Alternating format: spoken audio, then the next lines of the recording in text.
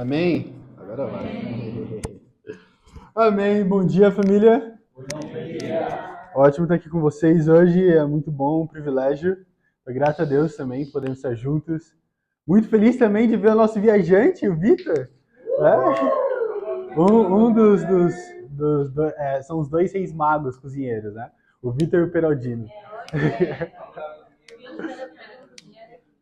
Então. É muito grato de ter eles aqui com a gente. Mal posso esperar também para ter a comida junto. Que acompanha. Mas sério, tem sido muito bom. Acho que eu tava pensando, nossa, o que eu vou pregar antes de ir pro workshop, né? Antes de sair e ficar aquela semana fora. O que eu posso pregar? Qual que seria a coisa que ajudaria eles a manter eles firmes durante esses dias que eu vou estar fora? O que será que poderia ajudar eles a continuar lembrando da cruz e da palavra de Deus e realmente conseguir viver uma vida santa e justiça? Viver com uma vida íntegra. E eu pensei sobre o temor a Deus. Então a gente vai tocar nesse assunto na Bíblia que eu acredito ser uma das principais convicções da Bíblia. Uma das convicções centrais da Bíblia, que ajuda os homens de Deus, desde o Antigo até o Novo Testamento, a viver uma vida justa com Deus. De ter um coração íntegro. Aí vamos falar sobre isso. O título da pregação de hoje é bem simples. Temer a Deus, escolha ou necessidade? Temer a Deus, escolha ou necessidade? Sério. Se for uma escolha, algo que eu posso escolher, algo que está lá uma das opções do meu cardápio no menu, então quer dizer que eu posso escolher outra coisa. E não precisar necessariamente temer a Deus, se tudo está certo.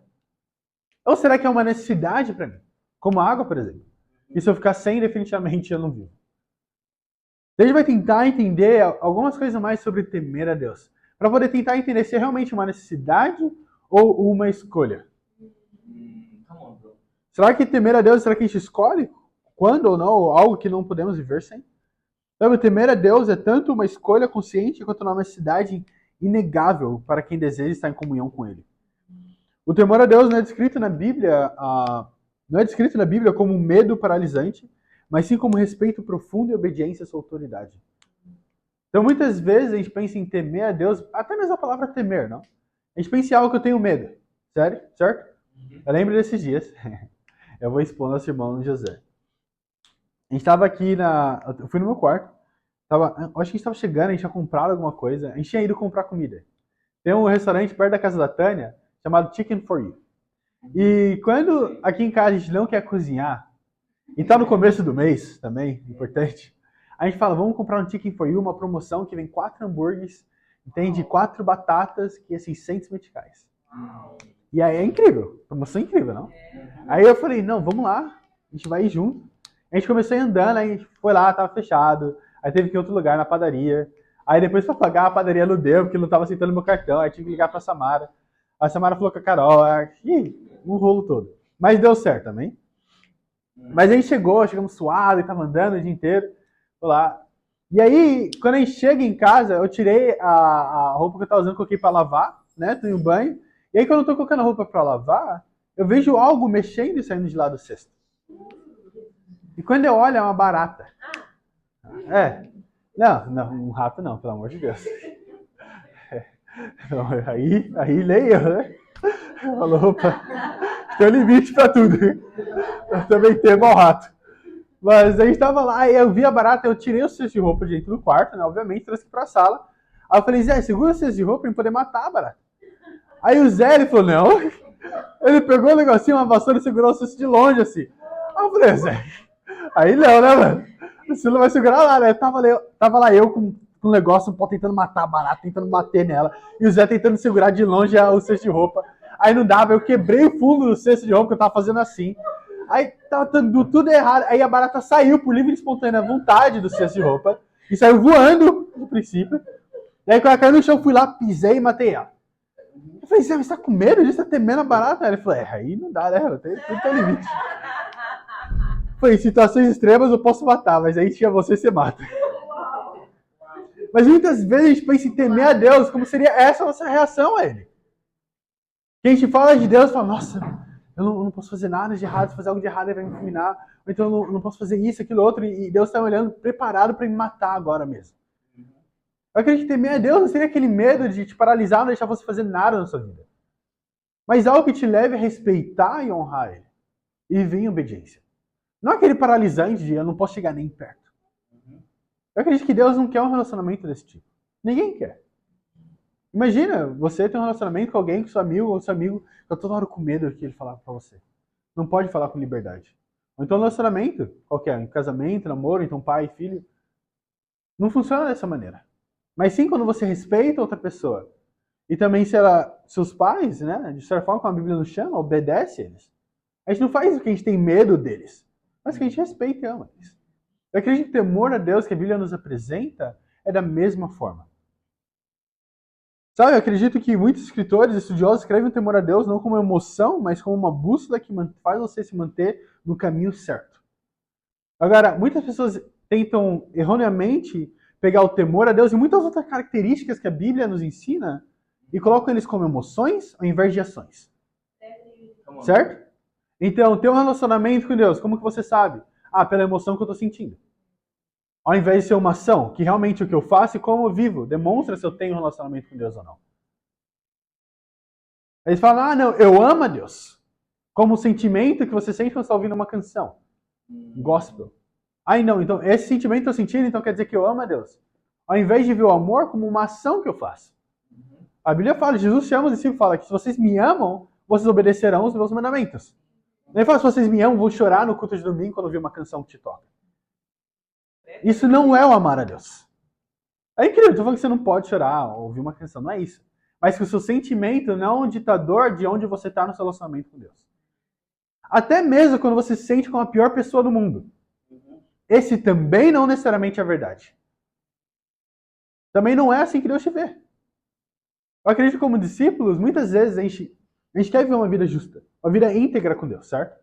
Por isso a gente se tornou discípulos. Estudamos a Bíblia, batizamos e tentamos chamar outras pessoas para estudarem a Bíblia, colocamos nossa vida sobre elas, queremos ajudar um ao outro. Por quê? Porque a gente realmente se importa, certo? Mas ainda assim, quando nós pecamos ou caímos em algum pecado, o que pode acontecer é que uma culpa tremenda entre no seu coração. E aí, por conta desse sentimento de culpa se sentindo, você acredita que você não tem mais relacionamento com Deus, que Deus te abandonou e você, nossa, eu sou a pior pessoa do mundo. Quando esse sentimento não é verdade. Pense sobre isso. Todos os discípulos, apóstolos, todos eles pecaram. Quando Jesus foi chamado a ser preso e ser crucificado na cruz, eles saíram correndo e deixaram ele lá sozinho. Pedro, quando vai, ele está seguindo Jesus a uma distância, pessoas perguntam sobre, você é um dos discípulos, eu conheço você, eu te vi. Ele vai lá e nega Jesus Cristo 3 vezes, mesmo andando e falando como eles. Agora, porque ele pecou e se sentia muito mal. A Bíblia fala que quando o galo canta a terceira vez, 3 vezes, ele chora amargamente. Significa que ele se sentiu culpado. Agora, significa que não tem mais esperança para Pedro? Que ele deveria desistir ali mesmo? Tipo, eu tentei, não consegui, então é isso. Eu fiz o meu melhor. Então eu vou abrir mão de tudo que eu tentei agora, abrir mão do meu relacionamento com Deus, porque é isso, né? Eu fiz o meu melhor. Não. Eu acredito que não funciona dessa maneira. Mas ainda assim, esse sentimento de culpa, ele vem. Agora, com temer a Deus é da mesma forma. Você não teme a Deus porque você sente dessa forma, mas pelos seus atos vão demonstrar se você realmente teme a Deus ou não. Mas para isso a gente vai tentar estudar e explorar alguns pontos aqui, hoje, e que vão falar mais um pouco sobre temer a Deus. Para a gente poder ver isso, que realmente não é uma escolha, mas uma necessidade nossa, que é temer a Deus. Primeiro ponto, o que significa temer a Deus? O que significa temer a Deus? Se eu fosse perguntar, se alguém parasse você na rua hoje e falasse, nossa, Zé, Tânia, quero saber mais sobre temer a Deus. O que significa isso? Eu vi na Bíblia várias vezes, mas o que realmente é temer a Deus? Muitas pessoas veem o temer a Deus como medo de Deus. No entanto, temer a Deus é muito mais profundo e saudável do que isso. Não é fugir dele, mas aproximar a ele com reverência. Entendendo quem ele é. Eu fujo de coisas que eu tenho medo, mas eu aproximo das coisas que eu respeito. Claro, como qualquer coisa, o significado de temer a Deus tem muitas facetas. E uma delas, temer a Deus, é entender a sua grandeza. Vamos lá para Isaías, capítulo 40. Vamos tentar entender a grandeza de Deus. Vê só esse versículo aqui. Isaías, capítulo 40.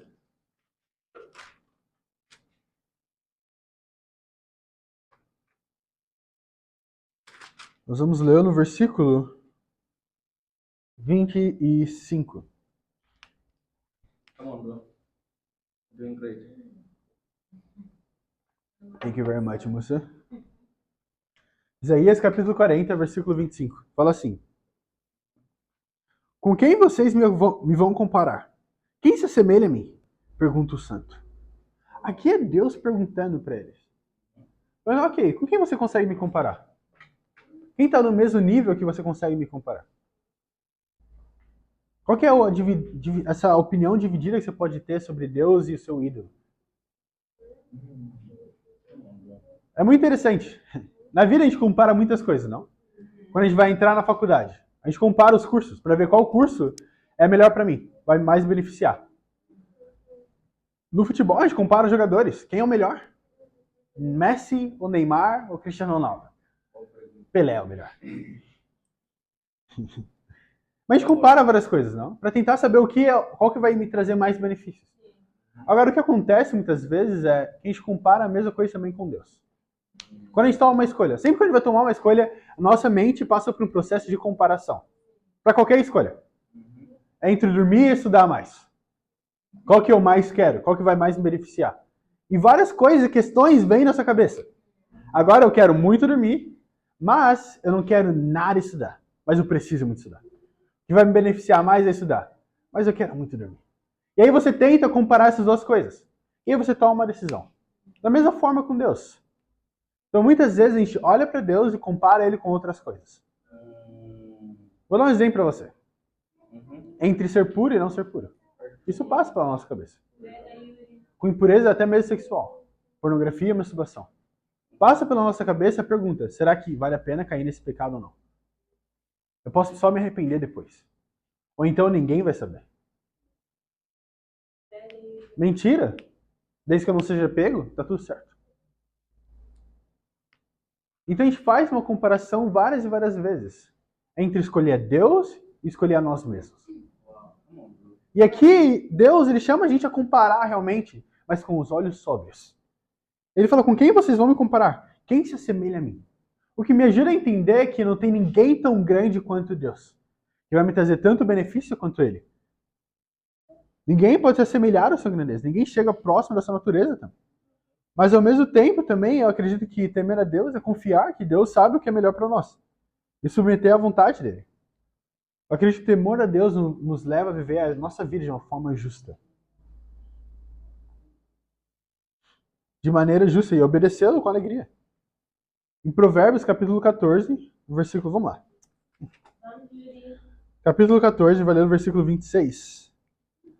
Até o versículo 27. Provérbios, capítulo 14, versículo 26 e o 27.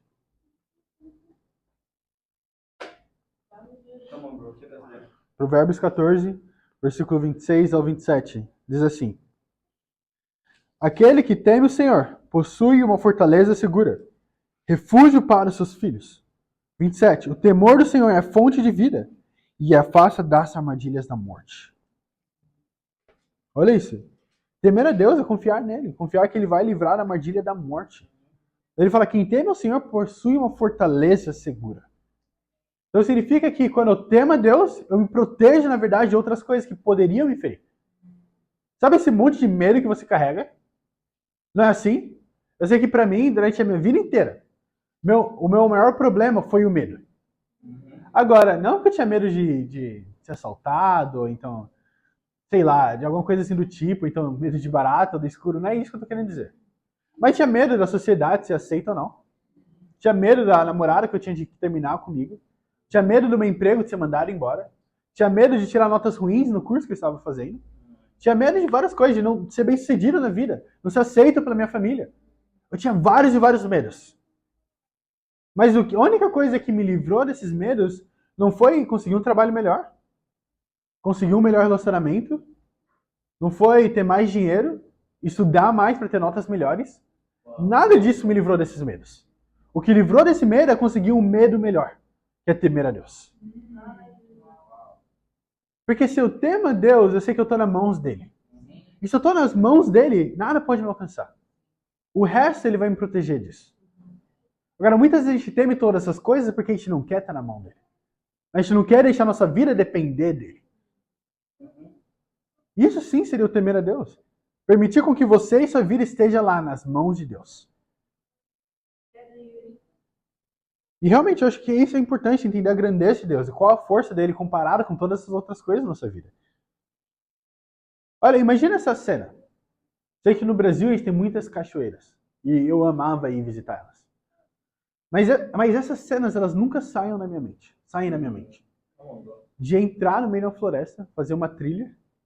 E no final dessa trilha, depois de todas aquelas folhas, você passa por isso. E você vê uma cachoeira imensa. Com um barulho extremamente alto. A água caindo uma força muito grande. E aí você vê aquilo. E você fica realmente admirando a grandeza da cachoeira.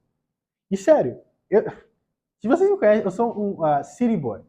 Certo? Eu não sou muito do mato, essas coisas. Mas eu não podia segurar a não ser ficar admirado com a grandeza da cachoeira. Porque era realmente algo tão mais forte do que eu. A presença realmente ensurdecedora, o barulho que faz e tudo, era incrível. Água cristalina. Eu falei, nossa, que incrível isso. Mas da mesma forma é estar com Deus também. É esse o tipo de temor que a gente tem. Tomar cuidado quando a gente vai entrar nele, na presença dele. Tomar cuidado de como eu ajo com ele, o que eu faço e deixo de fazer. Tudo isso é proteger a sua própria vida. Tem uma frase de C.S. Lewis, um escritor muito famoso e teólogo, que fala assim: não é que Deus seja pequeno demais para ser temido, é que nós somos grandes demais em nosso orgulho para reconhecer a sua grandeza. E realmente, eu não acho que seja Deus que não tenha poder suficiente para demonstrar para você, mas que o seu orgulho faça com que você se veja de uma forma tão grande que você acha que você sabe melhor do que Deus. Como Isaías, por exemplo, fala, certo? Isaías capítulo 59 fala, a minha mão não está escolhida porque eu não posso salvar, e eu não estou surdo que eu não posso te ouvir. Quer dizer que, na verdade, eu tenho poder para salvar você.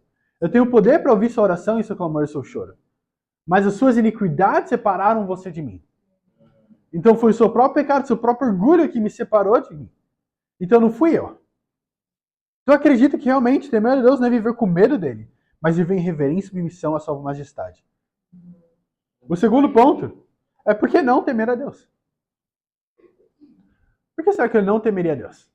Vou tentar ver alguns pontos nisso, né? Alguns subpontos. Eu criei 3 deles. Eu acho que tem 3 coisas principais que podem nos fazer questionar o porquê de não temer a Deus. Muitas veem Deus como distante ou apenas amoroso, sem entender sua santidade e justiça. Nós falamos sobre isso no nosso culto passado, na quarta-feira. Eu acredito que muitas vezes as pessoas, não estou falando de cristão, mas de eu e você, não tememos a Deus por esses 3 motivos principais que a gente vai ler agora. O primeiro é porque não conhecemos a verdade. Vamos lá para Oséias. Vamos lá para Oséias. Oséias, capítulo 4.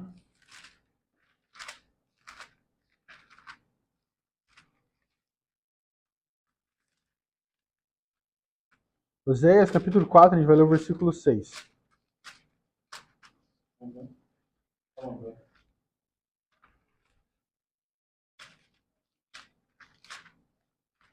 E aqui tá. Ok. Perfeito. Logo antes de Joel. Oséias capítulo 4, versículo 6. Fala assim: meu povo foi destruído por falta de conhecimento. Uma vez que vocês rejeitaram o conhecimento, eu também os rejeito, como os meus sacerdotes. Uma vez que vocês ignoraram a lei do seu Deus, eu também ignorarei os seus filhos. Isso é muito interessante. Ele fala aqui, nos deixa entender o porquê que o povo foi destruído. Por que eles foram destruídos? Porque o exército deles não era grande o suficiente? Será que eles foram destruídos porque eles não tinham conhecimento de batalha o suficiente para poder entrar naquelas guerras? Será que eles foram destruídos porque o líder deles não estava qualificado? O que foi que fez eles serem destruídos? Por falta do conhecimento da verdade. Muitas vezes a gente não teme a Deus porque a gente não conhece a verdade. A gente apenas não sabe. Não sabe o destino realmente que nossa alma está aguardando. E da mesma forma que Oséias, ele fala para o povo nessa profecia, falando, olha, meu povo está sendo destruído pela falta de conhecimento. Agora, a falta de conhecimento deles foi, não, ninguém apresentou? Não. Ele fala que vocês ignoraram. Olha, ele fala, uma vez que vocês rejeitaram o conhecimento. Agora você apenas rejeita algo que te foi oferecido. Então quer dizer que eles foram oferecidos para eles o conhecimento. Da mesma forma que para mim e para você, com a Bíblia nas suas mãos agora, o conhecimento também foi ofertado a você. E aí a sua escolha de rejeitar ou aceitar ele. Eu acredito que muitas vezes a gente não teme a Deus porque a gente não conhece a verdade. Agora, não porque a gente não conhece porque não foi apresentado, mas porque a gente rejeita conhecer. Rejeita acordar uma hora mais cedo para ter um tempo com Deus, devocional de manhã. Rejeita ir lá, sentar um pouco e estudar a Bíblia. A gente rejeita esse conhecimento e por isso a gente pode ser destruído.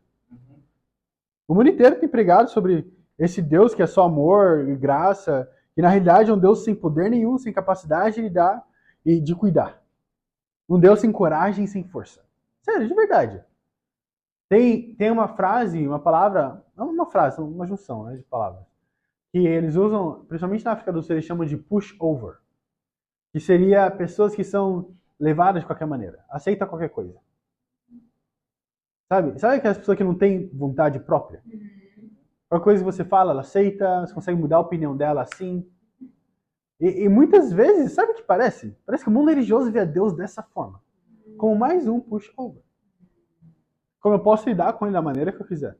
Ele vai se amoldar para minha própria vontade. Eu posso pedir e escolher como e quando eu vou ser salvo. Né? Eu quero ser salvo dessa maneira. Porque a gente vê várias igrejas. Eu quero ser salvo, não. Quando você fala em línguas, ok, então você vai ser salvo dessa forma. Não, eu sou salvo quando eu ouço uma música. Eu já ouvi pessoas em estudo bíblico falando pra mim que foi salvo no final de uma música do Kendrick Lamar. Imagina isso. Eu falei, não, eu tava lá estudando a Bíblia, compartilhei minha vida, falei tudo que tinha acontecido, o irmão compartilhou a vida dele, aí tá compartilhando a vida dele, como ele se tornou um cristão, ele fala, e aí finalmente eu tava ouvindo a música do Kendrick Lamar, e eu fui salvo. Aí deu uma pausa. Aí eu falei, não, é porque inglês não é minha primeira língua, né? Então, eu ouvi errado. Eu falei, você pode repetir novamente? Aí ele foi lá e falou, não, eu tava ouvindo a música e no final... Eu falei, não, pelo amor de Deus. Mas é isso que acontece. Pela falta de conhecimento. Aquilo não era por maldade dele, mas porque ele não queria aprender mais sobre a palavra de Deus. Então elas escolhem, elas tratam Deus como um push-over. Como só, não, é qualquer coisa que fizer, ele vai aceitar, ele não vai lidar comigo. E aí o que acontece? A gente não teme a Deus. E eu acredito realmente que meu Deus é totalmente diferente do que o mundo tem pregado. Na Bíblia fala várias características de Deus. Características bem mais poderosas do que esse Deus bem calminho que eles colocam pra gente, apresentam. A Bíblia fala que Deus é um fogo consumidor. Imagina isso. A Bíblia fala que Deus é o leão da tribo de Judá, o Deus protetor, sentinela de Israel. O meu Deus é totalmente diferente disso, do que o mundo fala. Eu realmente acredito que o meu Deus é forte e poderoso. Tem uma frase que Oswald Chambers ele fala, temer a Deus é confiar tanto em seu amor quanto em seu poder. Então não apenas no amor dele, leal, que não falha, mas também no poder dele. A Bíblia deixa bem claro em Gálatas que Deus não se zomba. Então eu não posso ficar tomando vantagem de Deus. Da mesma forma que ele perdoa nossos pecados, quando a gente vai para ele com o coração quebrantado, ainda assim ele não vai ficar tolerando o seu pecado só porque você não quer se arrepender ainda. Ou você não se sente pronto ou pronta para se arrepender com Deus. A segunda razão pela qual eu acredito que as pessoas não temem a Deus é pela ilusão de controle. O ser humano, um ser que não foi autocriado, acredita que infelizmente pode viver uma vida independente dele. Independente do seu criador. É como se um bebê de 2 anos de idade olhasse para os seus pais e falasse, quer saber? Não preciso dos meus pais. Posso viver sozinho, arranjar um emprego, arrumar a casa, lavar louça, cozinhar. Posso fazer tudo. Não preciso deles. Qual seria o final desse recém-nascido aí? Viveria um dia. Então, mas por quê? Porque a gente é dependente. Da mesma forma, eu não consigo viver sem o meu Criador. Você também não consegue viver sem o Criador. A gente tem essa ilusão que a gente tem esse controle realmente. Em Juízes capítulo 21, versículo 25, fala que naquele tempo Israel não tinha rei e cada um fazia o que parecia certo aos seus próprios olhos. Agora, o que estava acontecendo? Fala que não tinha ninguém para liderar o povo de Deus. E aí eles faziam conforme eles achavam que seria melhor fazer. Então quer dizer que eles falam, quer saber? Só posso viver a minha vida da minha forma. Não quero ninguém me controlando. Eles não tinham nem viam mais a necessidade de alguém para direcionar eles. O que aconteceu? Agora eles têm a própria independência. Podem fazer o que quiser. E logo após, são levados como cativeiros. A verdade é que a gente é dependente de Deus. Não de um líder, mas de Deus. Vamos lá para Romanos, capítulo 3. Mas pensa nisso. Será que seria bom viver num país onde não tem lei, não tem regra, não tem policiais, não tem exército, não tem nada? Sem um líder, só faz o que você quiser. Eu posso te apresentar alguns países que estão dessa forma. Mas eu tenho certeza que você não iria querer morar lá. Em nenhum deles. Onde o Estado caiu. Essa é a realidade. A gente quer tanto essa independência de Deus. Mas a realidade é que se eu vivesse nela, minha vida seria totalmente destruída. Você vê como esses países estão. Só pioram. Quando você acha que não chegar no fundo do poço, fica ainda pior. Mas vamos lá para Romanos capítulo 3. A gente vai ler aqui o versículo 9. E a terceira razão pela qual eu acredito que as pessoas não temem a Deus é o engano do pecado. Então, em Romanos capítulo 3, versículo 9 ao 18. Romanos 3, versículo 9 ao 18. Fala assim. Que concluiremos então? Estamos em posição de vantagem? Não, já demonstramos que tanto os judeus quanto os gentios estão debaixo do pecado. Como está escrito, não há nenhum justo, nenhum sequer. Não há ninguém que entenda, ninguém que busque a Deus. Todos se desviaram, tornaram-se juntamente inúteis. Não há ninguém que faça o bem. Não há nem um sequer. Suas gargantas são um túmulo aberto. Com suas línguas enganam. Veneno de serpente está em seus lábios. Suas bocas são cheias de maldição e amargura. Seus pés são ágeis para derramar sangue. Ruína e desgraça marcam seus caminhos e não conhecem o caminho da paz. Aos seus olhos, é inútil temer a Deus. Olha isso. Olha a descrição que Paulo está fazendo aqui. Na verdade, ele está citando, se eu não estou enganado, há uma escritura em Salmos, mas ele está falando aqui a descrição de uma pessoa extremamente pecaminosa. Fala que é alguém enganador, alguém que derrama sangue, alguém que está amargurado, que não perdoa as pessoas. Ele dá várias e várias outras características terríveis no coração dessa pessoa. E aí ela fala que, em conclusão, essa pessoa, aos olhos dela, é inútil temer a Deus. Mas aí eu penso por quê? Como que essa pessoa chegou nessa conclusão? Sabe quando eu cheguei nessa conclusão muitas vezes? Foi quando eu pequei e nada aconteceu comigo naquele momento. Logo após eu cair em pecado e Deus não mandou um raio dos céus para me fulminar. E aí eu pensei, mas eu não perdi meu emprego agora. Não perdi minha família, não perdi meus relacionamentos, então eu acho que Deus não vai fazer nada. Ou pior, eu acho que ele não liga. E aí realmente se torna dessa mesma maneira que Paulo está tentando mostrar para a igreja aqui em Romanos. Ele fala, aos olhos dessas pessoas, temer a Deus se tornou inútil. Imagina isso. O seu coração ficou tão endurecido que você não vê mais o porquê de temer a Deus. Tem uma frase que fala que a ausência do temor a Deus é o convite para o caos. Eu realmente acredito que seja isso. É interessante, a gente deixa o temer a Deus de lado muitas vezes, mas é tudo que Deus pede da gente.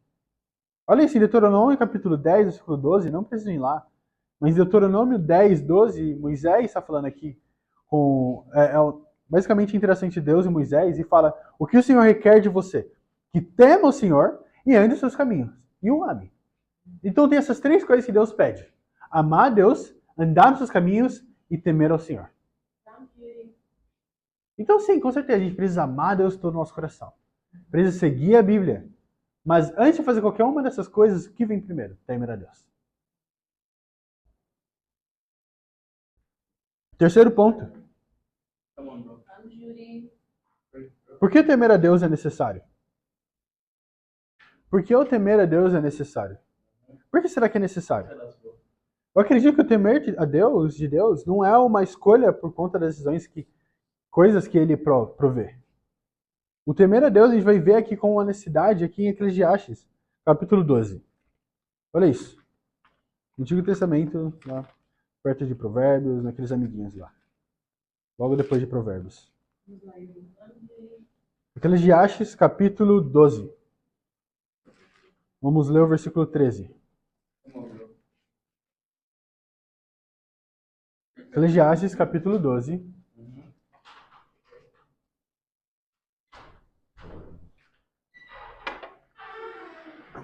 Vamos ler o versículo 13. Fala assim: agora que já se ouviu tudo, aqui está a conclusão. Tema a Deus e obedeça aos mandamentos, porque isso é essencial para o homem. Então, como é que é aqui que Salomão ele vê a necessidade de temer a Deus? Ele fala que é essencial para a gente. É uma necessidade. Então não há uma escolha, definitivamente. O temer a Deus nos faz sábio. Agora, ser sábio é saber discernir o certo do errado.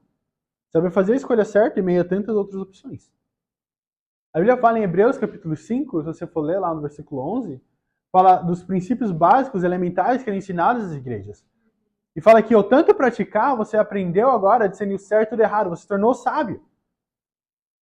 Então, acredito que temer a Deus vai nos ajudar a poder saber realmente o que é o certo e o que é o errado. Vai ajudar a gente a viver de uma forma justa com Deus. Entendendo que se eu não temo a Ele, se eu não temo realmente aquele que tem minha vida em suas mãos, nada me sobra. A Bíblia nos ajuda a entender a quem a gente deve temer também. Ele fala para Jesus Cristo, ele fala para os discípulos para não temer os homens que podem tirar sua vida agora, mas tema a Deus que vai definir a sua eternidade. Então, por que é uma necessidade? Porque está na mão dele se você vai para o céu ou não. Muitas vezes a gente pode ver ir para vários lugares, pode ser a pior pessoa do mundo a morrer. Você vê lá no funeral, no velório, as pessoas falam, descanse em paz. É difícil aceitar a realidade, que o inferno realmente existe. E que sim, pessoas, não são todo mundo que vai ser salvo. A Bíblia fala que a porta é estreita. Ainda assim, quantas pessoas se clamam ser cristãs aqui? Eu lembro na Nigéria, no aeroporto, tinha um policial da fronteira, lá na parte de fora, e pedindo suborno. E aí eu falei, não vou fazer isso, eu sou um missionário. Né? Eu sou um pastor. Aí ele foi lá e falou, não, eu também sou um. E aí veio uma incógnita na minha cabeça. Mas é assim que o mundo vê. Não? Posso viver a minha vida do jeito que eu quiser. E tudo bem, já que eu vou no culto todos os domingos, faço isso, aquilo, outro. Então a minha salvação, o final da minha vida, não tem, já está garantido já.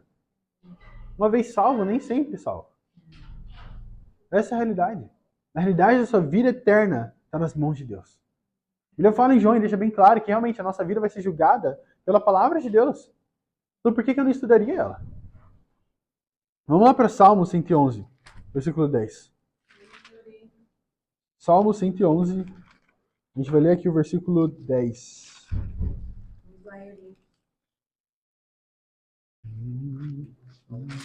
Salmo 111, 1.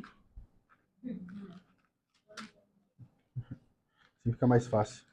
No versículo 10. Fala assim.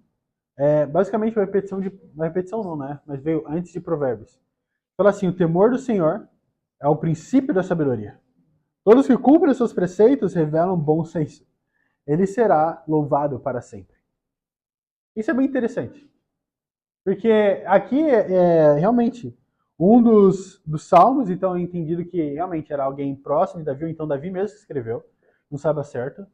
Mas ainda se a gente vê esse mesmo conceito sendo ensinado por Salomão, depois falando, o princípio da sabedoria é o temor a Deus. Então se você quer ser sábio, saber escolher o certo e o errado, tema a Deus. O temor a Deus nos ajuda a não ir para o inferno. Essa é a realidade. Ele nos ajuda a ser sábio, mas para quê? Para a salvação. Segundo Timóteo, capítulo 3, fala que as escrituras, o temor a Deus vai te ajudar a ser sábio para a salvação. É isso que você precisa. Quer sabedoria?